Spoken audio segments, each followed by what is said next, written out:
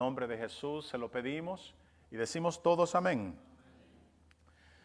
Muy bien, vaya abriendo su Biblia ahí en el capítulo 7 de Juan. Continuamos todavía en este capítulo.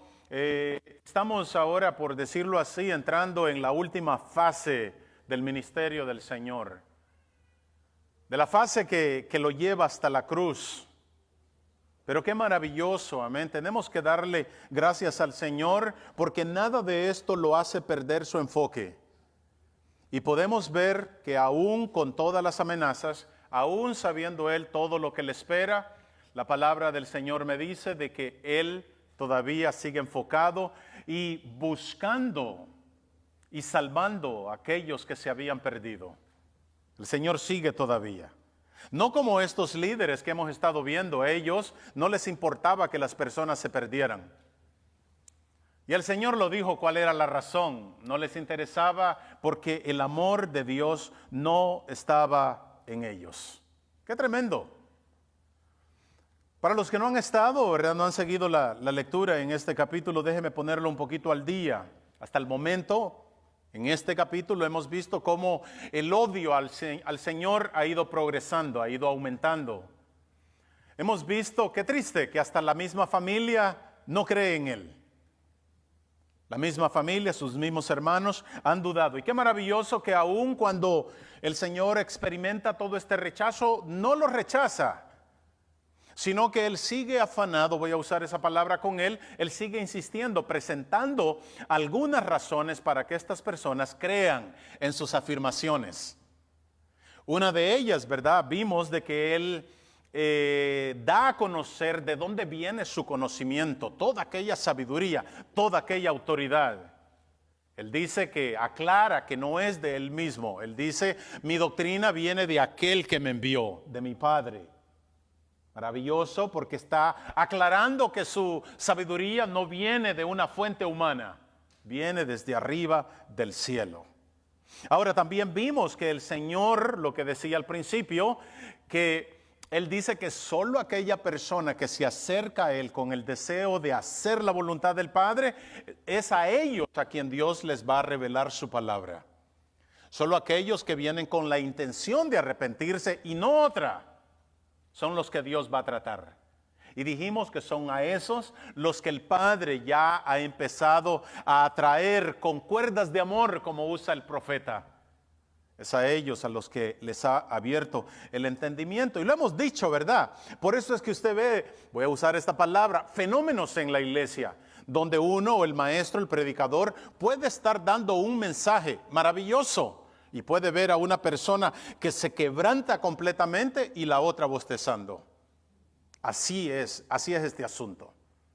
Solo aquel que viene con aquel deseo es con el que el Señor va a tratar. Hemos visto hasta el momento también que el pueblo está entrando en confusión. Porque ahora el Señor Jesús viene a predicar en medio de los enemigos, de sus enemigos. De la serpiente les llamaba Juan el Bautista y nadie lo está deteniendo. Están confusos porque están diciendo, ¿será entonces que ahora ya lo reconocieron como el Mesías? Nadie lo podía detener, pero también ya hemos visto que, como quiera, nadie tiene ese poder para detener al Señor. Nadie, por mucho que lo intente. Eso. Hasta ahí vamos más o menos. Vamos a leer algunos versículos ahora antes de proseguir. Ahí del versículo 31 al 36, ¿lo tiene? Dice, pero muchos de la multitud creyeron en él y decían, cuando el Cristo venga, ¿acaso hará más señales que las que éste ha hecho? Los líderes no quieren escuchar eso. ¿Qué es lo que hacen entonces? Dice que los fariseos oyeron a la multitud murmurando estas cosas acerca de él. Y los principales sacerdotes y los fariseos enviaron la policía. Casi se me sale la migra, no, los alguaciles. perdón, para que le prendieran. 33. Entonces Jesús dijo, mira qué triste esto. Por un poco más de tiempo estoy con vosotros, después voy al que me envió. Y me buscaréis y no me hallaréis. y donde yo esté, vosotros no podéis ir. Decían entonces los judíos entre sí, ¿a dónde piensa irse este que no le hallemos? ¿Será acaso que quiere irse a la dispersión entre los griegos y enseñar a los griegos? ¿Qué quiere decir esto? ¿Qué ha dicho? Me buscaréis y no me hallaréis, y donde yo esté, vosotros no podéis ir. Mire que podemos ver que literalmente el Señor Jesús se ha vuelto una pesadilla para estos líderes. Y al igual que el pueblo, ellos también están llenos de confusión. No que el Señor no haya sido claro con ellos. Él ha sido bien abierto, bien directo y bien claro. Pero ¿por qué no entendían lo que estábamos hablando al principio? Porque sus corazones eran duros. Y por la dureza de sus corazones no podían entender lo que el Señor estaba diciendo. A pesar que entre ellos ya lo habían reconocido como alguien que había venido del cielo, pero no podían llegar a la comprensión de que el Hijo era de la misma esencia del Padre. Ese era el tremendo choque. Jesús entonces, mire qué tremendo esto. Porque eso ocurre, el Señor entonces los acusa de no conocer a Dios. Eso era fuerte. ¿Por qué? Porque nosotros que conocemos la palabra, oiga lo que dice Colosenses capítulo 1, el versículo 15. Dice que Jesucristo, al que ellos no conocieron, dice que Jesucristo es la imagen del Dios invisible.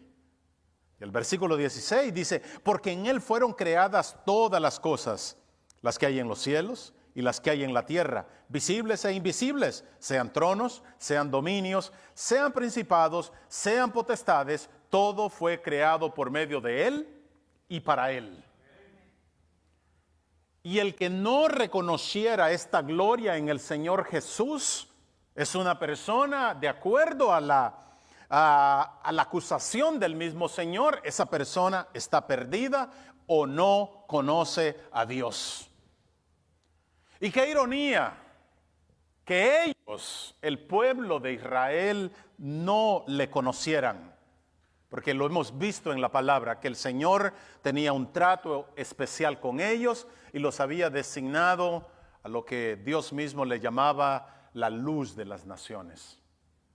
Ellos eran, mis hermanos, los que venían a ser los sacerdotes, por decirlo así, los mediadores entre Dios y los hombres.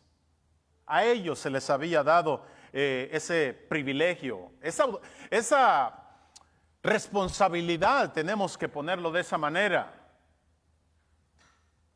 Y entonces, para que el mismo Hijo de Dios venga y los acuse de que no conocen a Dios, esa venía a ser la suprema acusación para la nación de Israel. Y todavía se encuentran en ese hoyo. Ya el Señor, si se recuerda en Juan 5, en el versículo 23, ya Él lo había afirmado, que el que no honra al Hijo, tampoco honra al Padre. El que no reconoce al Hijo, tampoco tiene al Padre. Esa era la tremenda afirmación. Y creo, trayéndolo a nuestros días, creo que todavía ese sigue siendo el mayor de los problemas con las personas o con la gente. Tienen un conocimiento del Señor Jesucristo o de Dios, pero es un conocimiento muy superficial. Por ende, si el conocimiento es superficial, también así va a ser su relación con Dios, muy por encima. ¿Por qué? Porque no hay un trato personal entre esa persona y Dios, por el simple hecho de que el Espíritu de Dios no mora en la persona. Eso es lo que viene a ser esto personal, que el Espíritu de Dios pueda venir a morar en un corazón del ser humano. Con razón, mire, en varias ocasiones el Señor cita a Isaías en el capítulo 29, cuando Él dice, porque este pueblo se acerca a mí con su boca y con sus labios, me honra, dice, pero su corazón está muy lejos de mí. ¿Qué había ocurrido? Literalmente todo ya solo lo hacían por costumbre. ¡Qué tristeza!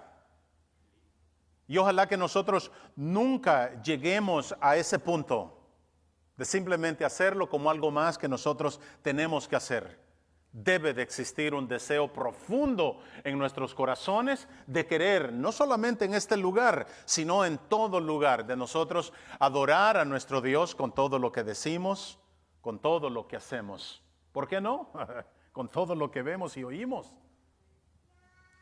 Es una entrega completa, pero ya no es algo mecánico, sino que es un deseo. Pero ¿qué ocurre cuando la relación de la persona con Dios es superficial? Lo que ocurre es que ya sea con la persona, ya sea con una nación o ya sea con todo un mundo, va a llegar un tiempo en el que Dios simplemente va a excluir o a desechar a esas personas para siempre. Esa es la realidad de la palabra. ¿Dónde lo vemos? Si nos vamos a Romanos capítulo 1, es lo que encontramos. Después de una humanidad, después de un grupo, puede aplicar de una manera singular. Después de un pueblo conocer a Dios, después de Él habérsele revelado a esas personas, dice de que ellos simplemente lo desecharon. Ojo con esto. Como ellos lo desecharon, entonces, ¿qué es lo que hace Dios? Simplemente los deja a la deriva. Mira qué terrible. Ya no había nada entonces ahora que controlara toda aquella lujuria en ellos. Ya no había nada que controlara el desenfreno perverso en la humanidad. Dios entonces los dejó, y esto es lo terrible, que como entonces los deja a la deriva, aquello viene a sellar la condena de estas personas. ¿Escuchó eso? Muchas veces Dios por misericordia es Él el que nos refrena para que no nos llenemos de tanta culpa.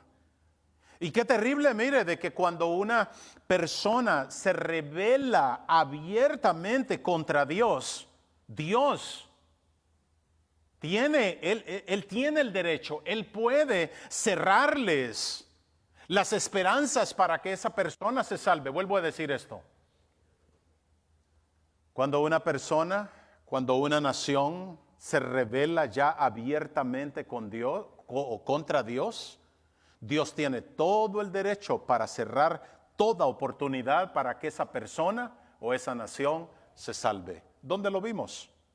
Aquí con los mismos fariseos. ¿Se recuerda cuando ellos blasfemaron contra el Espíritu Santo? Desde ese momento cayeron en una condenación. El Señor Jesús desde ese momento nos da el detalle que ahora les empezó a hablar en parábolas. ¿Para qué? Para que no entendiesen. Para que no comprendieran la palabra y se salvasen. Mire qué terrible. Se dice que en algunas cárceles, a las personas que han sido sentenciadas a muerte, les llaman muertos andando. Esto eran ellos. Esto eran los fariseos. Ya eran simplemente muertos andando. Le digo algo. Todavía en nuestra vida, en este momento, ya también hay muertos andando. Ya Dios ha dictado juicio sobre personas que abiertamente simplemente se han rebelado contra Dios. Cosa seria, de veras. Triste. La cosa, mire, es que estos líderes quieren arrestar a Jesús porque de alguna manera Él está teniendo un efecto positivo en las personas. Mire qué celo, qué odio. Y lo tienen que detener porque no vaya a ser que estas personas crean que Jesucristo es el Mesías. Pero mira que es interesante, o no deja de ser interesante, que una vez más envían a arrestarlo y no lo pueden tocar. Alguien dijo, por el lado humano podría ser que se empezaron a recordar que ni siquiera los demonios podían contra él. Y eso los podía frenar. Posiblemente se recordaron cuando ya antes él había vaciado todo el templo. Los había echado afuera, tanto personas como animales. Y nadie tampoco lo pudo detener. Por otra parte, no les convenía tampoco hacer un disturbio porque sabía que ya eran muchos los que estaban siendo persuadidos con el poder de sus palabras.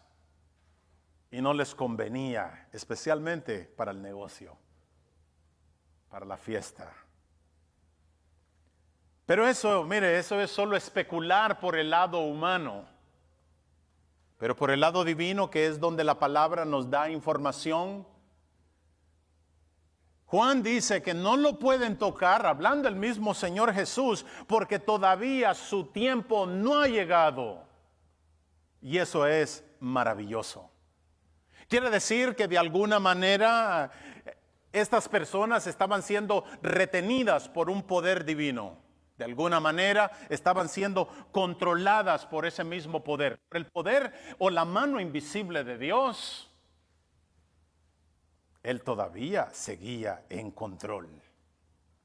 Mire que podría pasar de verdad bastante tiempo explicando ese concepto de cómo la mano de Dios todavía sigue activa y sigue controlando no solamente a nuestro pequeño mundo, pero cuando nos vamos a la palabra me dice que aún Él tiene control del mismo universo. ¿No tendrá control de un hombrecito o una mujercita? No tengo el tiempo, pero por lo menos déjeme recordarle Hebreos capítulo 1, versículo 3, maravilloso.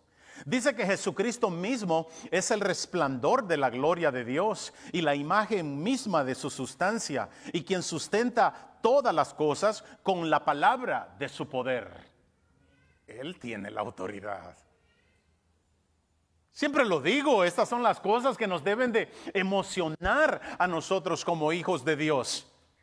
Y querer, ¿verdad? De alguna manera entregarnos completamente, si es que hay algunas partes que todavía están fuera.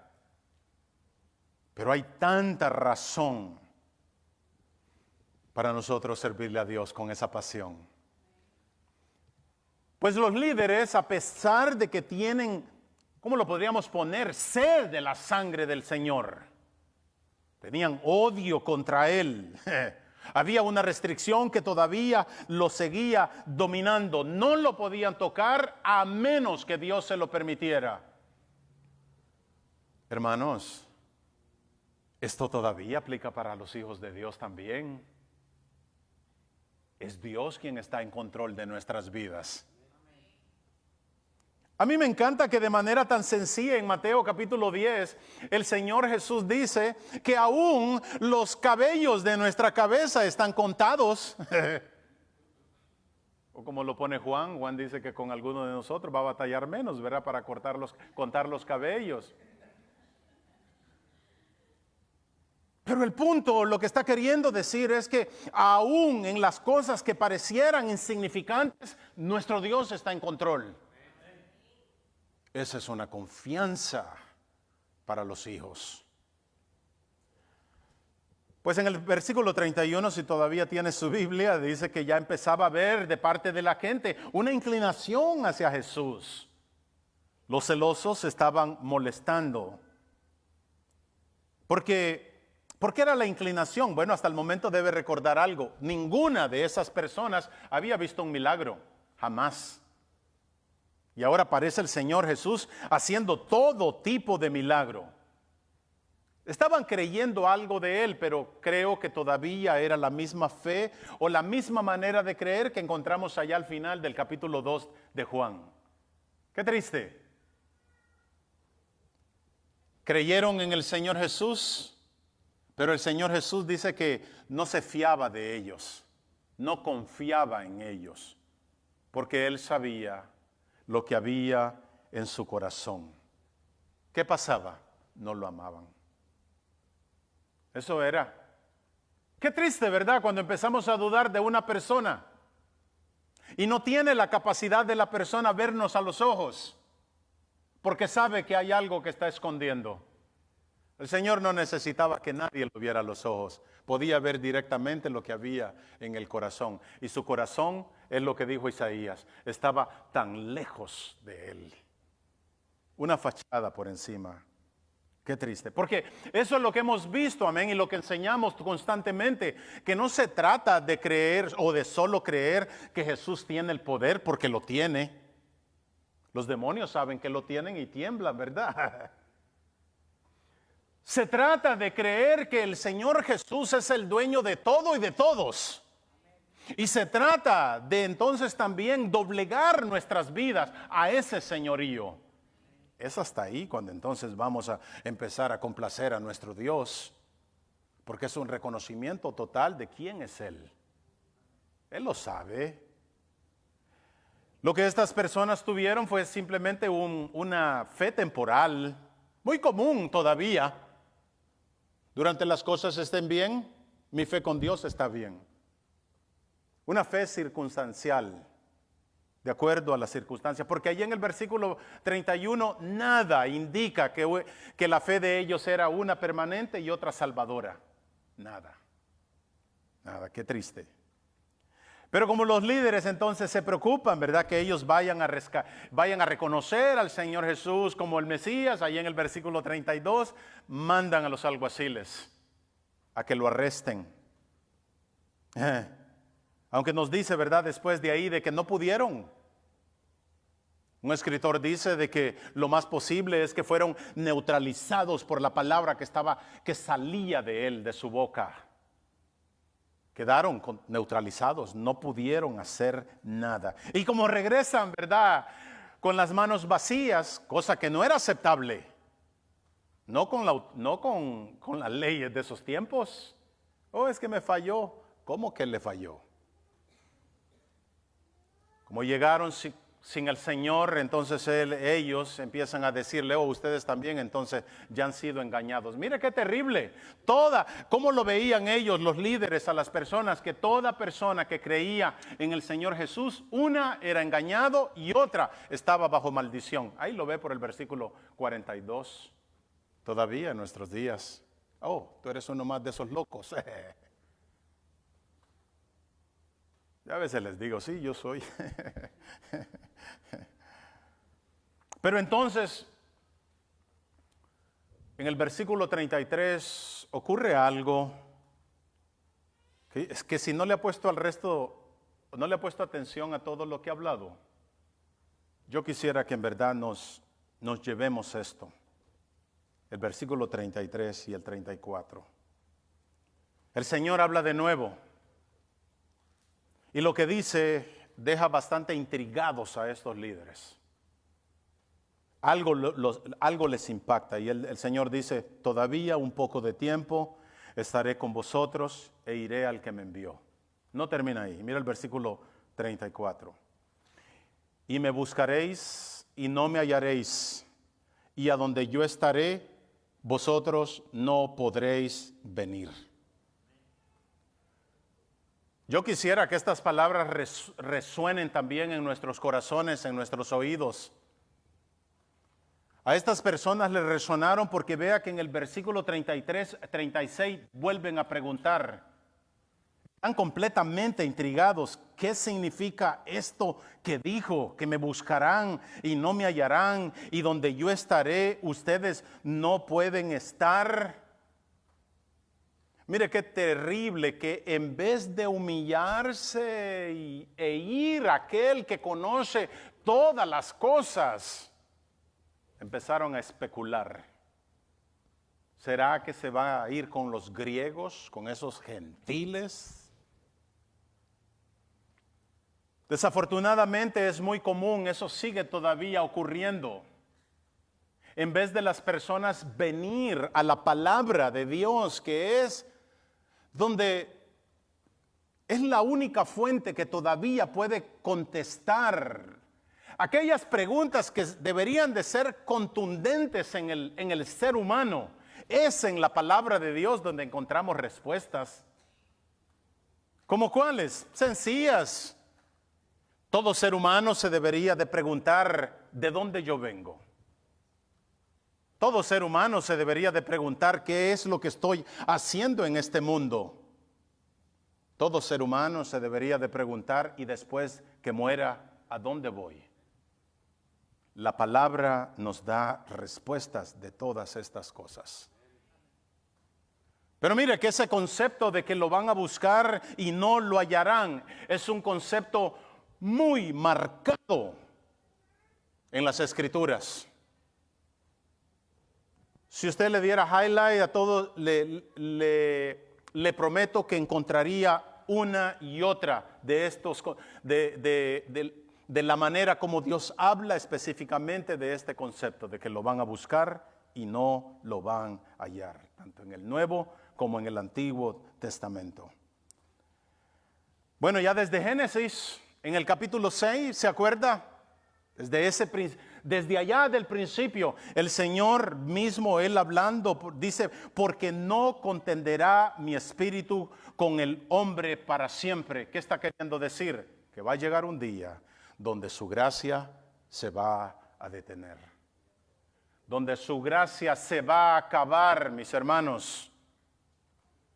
Por eso es que en Isaías, en el capítulo 55, en el versículo 6, encontramos aquel versículo tan conocido, uno de nuestros favoritos. Buscad al Señor mientras pueda ser hallado. Llamadle en tanto que está cerca. Ese es un grito al alma de parte de Dios. Y toda la Biblia, mire, hay tantas advertencias de buscar a Dios antes de que sea demasiado tarde. Oiga lo que dice un escritor hablando esto de tarde. Dice que el infierno será de por sí una verdad descubierta demasiado tarde. Le tengo que repetir esto otra vez. Él dice que el infierno de por sí será una verdad que se va a descubrir demasiado tarde. Oiga esto que sí dice el escritor. Y que las personas van a reaccionar solo hasta cuando lleguen allá. Eso de veras que es escalofriante, de veras. Esta declaración entonces es de la misma manera, es una declaración que tiene que llegar hasta nuestros huesos cuando el Señor Jesús dice, me buscarán y no me encontrarán. Y los que conocen al Señor, los que conocen la palabra, sabemos que esto es algo aterrador. El pensar que un día podemos llegar a un punto donde vamos a buscar a Dios y no lo vamos a encontrar. Hermanos, amigos, ese es llegar a un punto de no regreso, a un lugar donde ya no hay paso atrás. Eso es lo que está diciendo el escritor. Tiene razón, o tenía razón un teólogo cuando dice de que el infierno es el eterno arrepentimiento sin remedio. Todavía cuando nos fallamos entre nosotros, hay esperanza de que le rogamos a una persona y acudimos, ¿verdad?, a su corazón de que un día nos perdone. Pero esto, dice el escritor, que es un continuo arrepentimiento sin remedio. O también él dice, es el eterno remordimiento sin esperanza.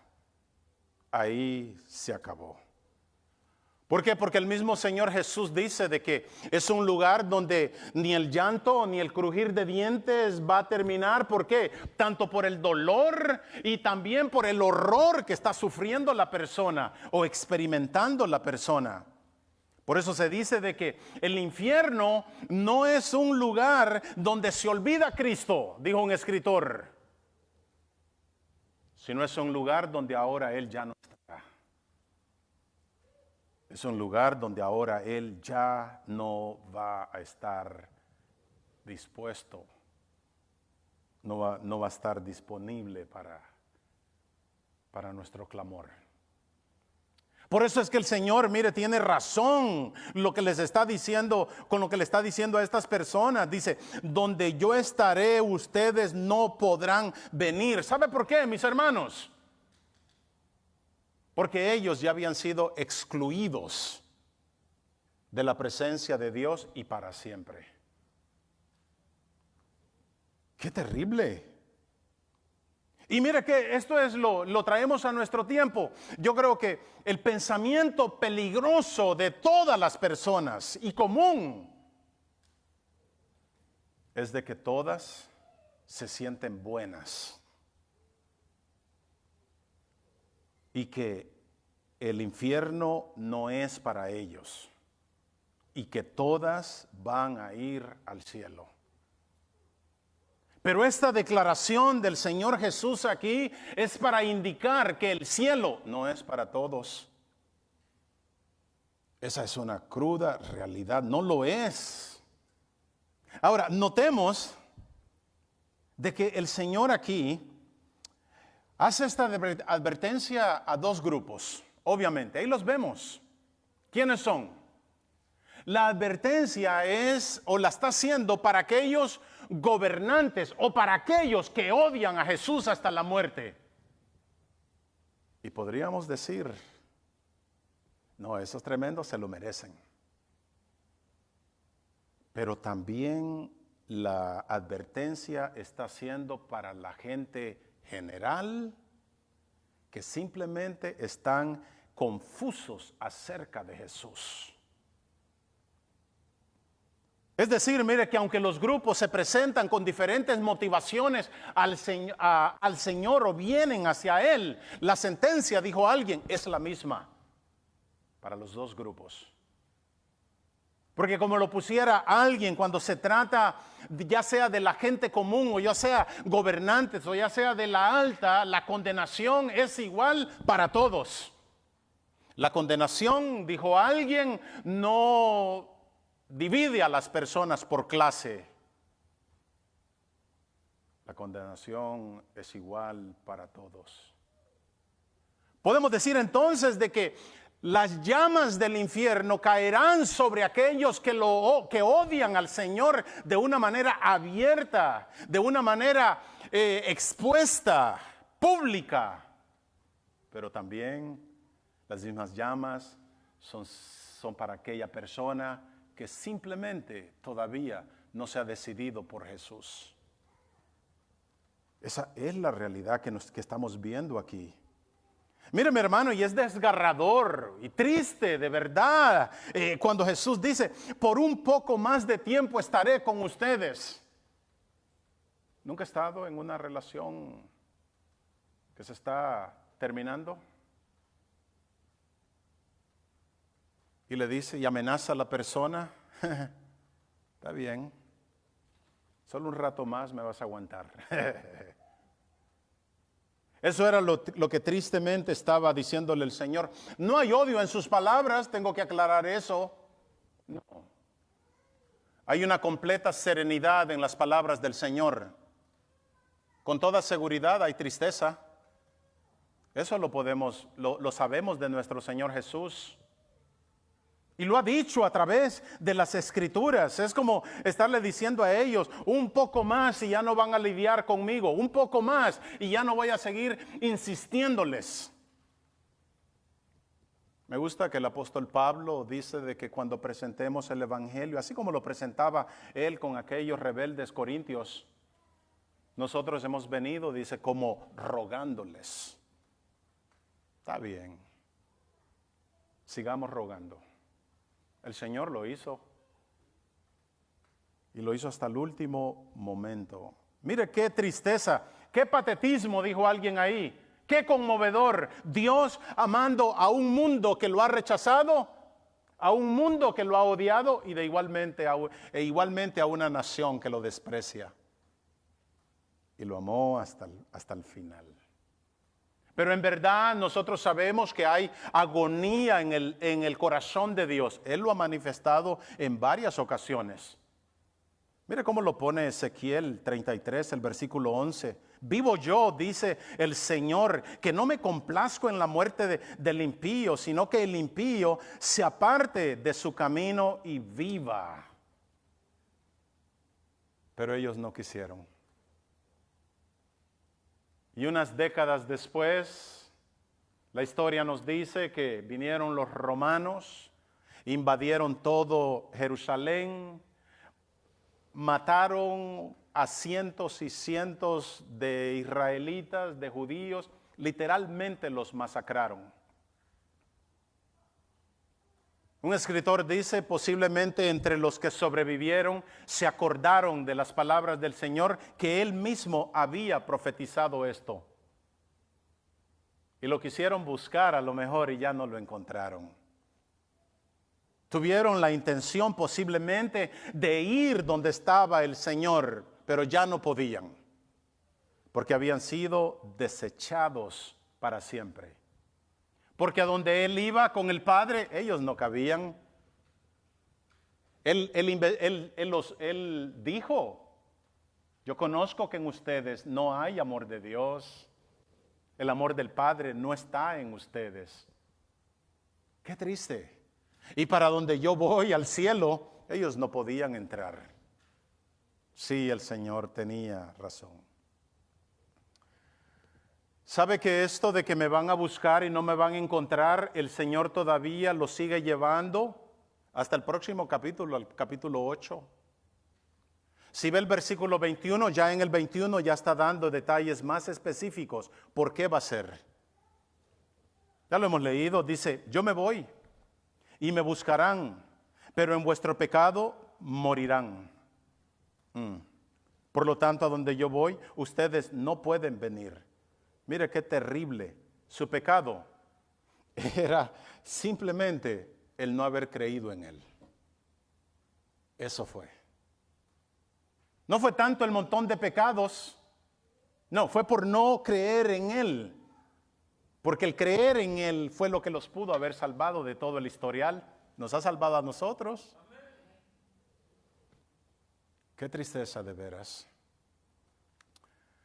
Deme unos minutos más. Quisiera terminar señalando algunas partes muy conocidas donde las Escrituras hablan de personas que para ellas ya fue muy tarde. Tenemos muchos ejemplos de ello, ¿verdad? Muchos. Una, quisiera recordar, ¿se acuerda la parábola de Rico y Lázaro allá en Lucas capítulo 16? Donde un hombre rico literalmente llevaba una vida espléndida y jamás, de los jamases, dijo alguien por ahí, pensó que iba a llegar o a terminar su vida en un infierno. Y lo vemos, mire, gritándole a Abraham, ten misericordia de mí y envía a Lázaro para que moje la punta de su dedo en agua y refresque mi lengua porque estoy atormentado en esta llama. Pero ya fue muy tarde. En el capítulo 25 de Mateo también la Biblia nos habla de la parábola de las 10 vírgenes. ¿La recuerda? 5 dice la palabra que eran prudentes y 5 insensatas. A estas últimas se les llama así porque la palabra nos da el detalle que le faltaba aceite. Y estas últimas 5 son las que vienen a representar, dijo alguien por ahí, a todos los religiosos en las iglesias. A todos aquellos que simplemente se mueven por la apariencia.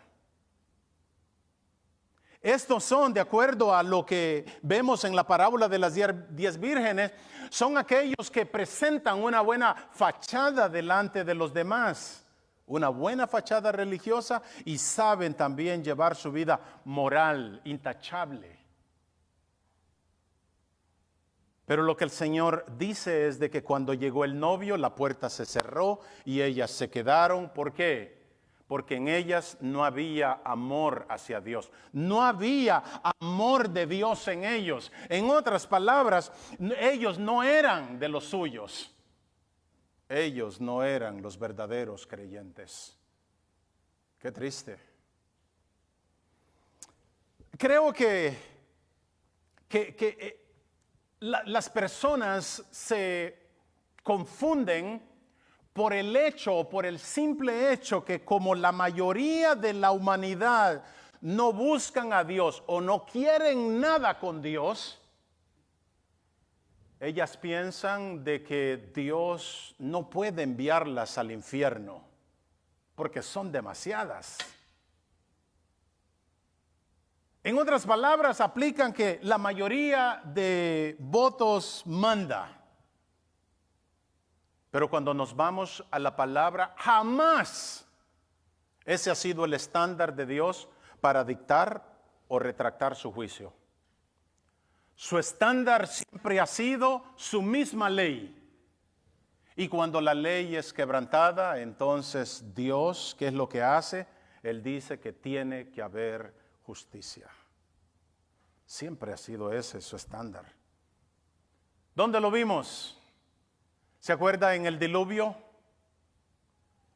La palabra nos da el detalle de que toda la humanidad de ese tiempo pereció con la excepción de 8 personas.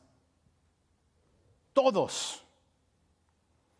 Y escuche la forma alarmante, como el mismo Señor es el que corrobora que esta historia fue real. Nos podrían llamar de locos, ¿verdad? De que no, oye, estás soñando, Giovanni, de veras pensando en que ocurrió un diluvio.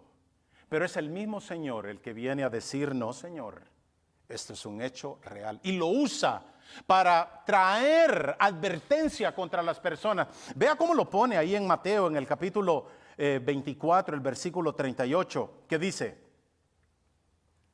porque como en los días antes del diluvio, ¿qué estaban haciendo? Comiendo, bebiendo, casándose y dándose en casamiento, hasta que vino el diluvio y se los llevó. O aquí dice, hasta el día en que Noé entró en el arca. Hasta ese último momento.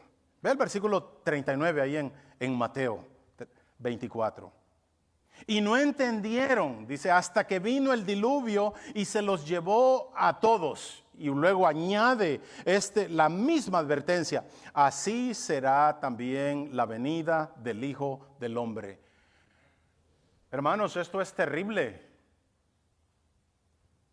Dice que todo aquel mensaje, toda aquella advertencia, todo lo que habían oído de Dios, todo aquello de ponerse a cuentas con Dios, nunca lo entendieron, sino hasta cuando ya las aguas estaban encima de ellos. Debemos de recordar algo, un detalle, que no fue ni siquiera Noé quien cerró la puerta de aquel gigantesco barco. La palabra nos dice en Génesis 7:16, o se cuida de decir, y Jehová cerró la puerta. Es Dios el que da oportunidades y también la cierra. Sigue siendo Dios el que abre puertas, pero también cierra puertas. Me imagino de veras, esto no está en la palabra, pero me imagino a personas tocando la puerta de aquella arca. O me imagino a personas gritando por misericordia, pero ya era demasiado tarde. Ya no valía el llanto, ya no valía el ruego. Esto es lo que me llama a mí la atención. De que al Señor citar este incidente o esta historia del diluvio, es que esto todavía se sigue repitiendo. ¿Qué quiero decir con eso?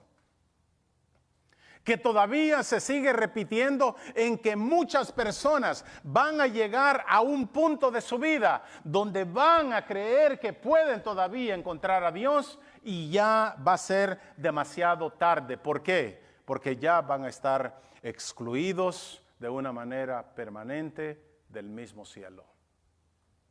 Qué terrible. Amén. La puerta, mis hermanos, todavía está abierta. Todavía el Señor nos está dando oportunidad para que nos quitemos la fachada si hay alguna y que vivamos un evangelio de la manera como Él lo ha establecido. Él lo sabe. Él lo sabe, eso es lo que a mí me encanta. Yo no jamás rehúso ser un pastor policía. No quiero andar detrás de la persona y decirle esto sí, esto no. No. Mi responsabilidad es dar la palabra y dejar que el Espíritu Santo haga lo que Él sabe hacer, traer convicción a nuestros corazones. Ojalá que la palabra del Señor y el Espíritu Santo traiga convicción sobre nuestras vidas. ¿Qué le parece si oramos? Padre,